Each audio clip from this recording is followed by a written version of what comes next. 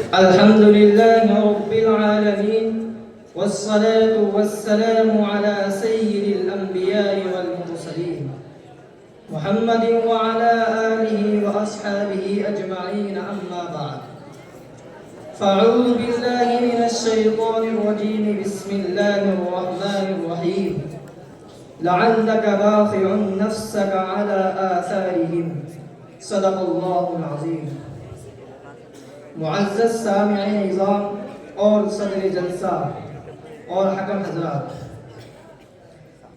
6 صدی عیسوی میں خالق کائنات کی اس طویل و عریض سرزمین پر ایک ایسی دنیا آباد تھی جہاں ظلم و ستم کے آتش فشاں پہاڑوں سے مغلوب و مغلوب انسانوں پر وحشت و بربریت کی شعلہ فشانی کا ایک لامتناہی سلسلہ قائم تھا.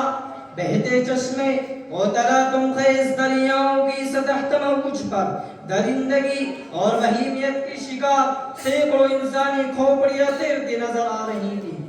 شراب و کباب کی ایسی محفلیں قائم تھی جہاں ڈھول تاشے اور سارنگی کی آوازیں سناٹوں کو چیر کر خاموشی کا منوچ رہی تھی. چاند کی پرنور چاندنی میں ریانیت سے بھرپور حسیناؤں اور خوبصورت شیشاؤں کو ہوش و بانگلائیوں سے پوری مسجد بدمست رہا کرتی تھی. شیرخوار بچیوں اور معصوم دوشیزاؤں کو صرف لڑکی ہونے کی پاداش میں سینکڑوں من مٹی کے نیچے دبا دینا جہالت کی تاریخ میں ڈوبے انسانوں کو شب و روز کا مشغلہ بن گیا تھا. زنا کو ایک سامان تفریح سمجھ کر زندگی کا جزو فک شمار کرنا اور عیش و عشرت اور تن آثار و نفس پروری ہی وہاں کی تہذیب کا سر عنصر تھا. ڈھاکہ زنی کے مالوں کو سینہ پھیلا کر کھانا اور یتیموں کی بے بسی پر تہا لگانا ایک ایسی چیز تھی جس میں پورا معاشرہ گھرا ہوا تھا. ظلمت و گمراہی کی انتہا یہ تھی کہ روئے زمین کا سب سے مقدس خطہ خانہ کعبہ سراپا بت کا بنا ہوا تھا جہاں ہزاروں انسان اپنے ہاتھوں سے تراشے ہوئے بے حس پتھروں کے سامنے سربہ سجود ہو رہے تھے.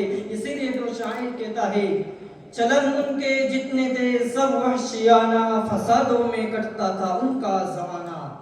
چلن ان کے جتنے تھے سب وحشیانہ فسادوں میں کٹتا تھا ان کا زمانہ.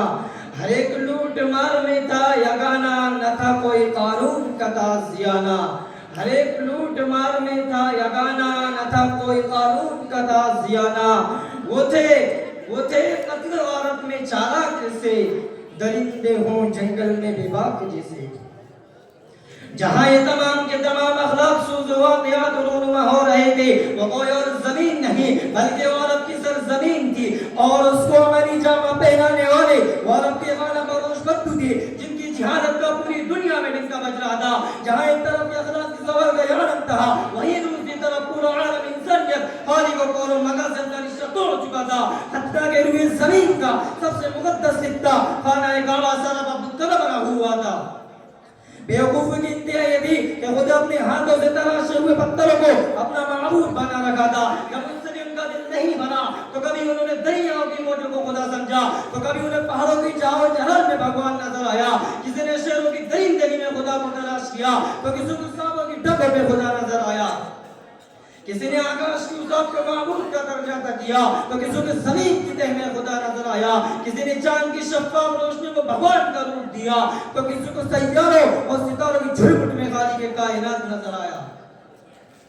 سامعین وطن کی یہ ظلمت و کفر سے لبریز فضا اور سنگلاس سرزمین تھی جس کی اصلاح کے لیے سرکار دو عالم صلی اللہ علیہ وسلم تشریف لائے. یہ ممائز کن حالات تھے جس میں پیغمبر انقلاب عظیم ترین پیغام لے کر اٹھے اور یہ گرما گرم ماحول اور گندی سوسائٹی تھی جس میں سرکار دو عالم صلی اللہ علیہ وسلم نے اپنی انقلابی سفر کا آغاز کیا تھا. سامعین کرام اور محمد عربی کے دیوانوں، دنیا میں بے شمار اصلاحی اور انقلابی تحریک رونما ہوئی، بڑی بڑی تنظیموں اور نیٹ ورکوں کا قیام عمل میں آیا، مگر انقلاب برپا کیا ہے تو صرف محمد عربی نے. تغیر پیدا کیا ہے تو صرف غلام کے لال نے. نظام بدلا ہے تو صرف عبداللہ کے جگر کے پارے نے. اور مزاج بدلا ہے تو صرف عبد المطلب کی آنکھوں کے تارے نے. کیسا انقلاب، کیسا تغیر! آئے وہ انقلاب جسے نوح کی شجاعت اور ابراہیم کی دوستی برپا کر سکی، وہ تغیر جس نے صالح کی مصلحت اور لوط کی حکمت برپا کر سکی۔ پیغمبر اسلام نے اس معاشرے میں برپا کر دیا جو صحرائی اور قذابوں اور لٹیروں کا مسکن بنا ہوا تھا۔ تاریخ شاہد ہے اتنا بڑا انقلاب انسان اس روئے زمین پر کبھی جلوہ گر نہیں ہوا۔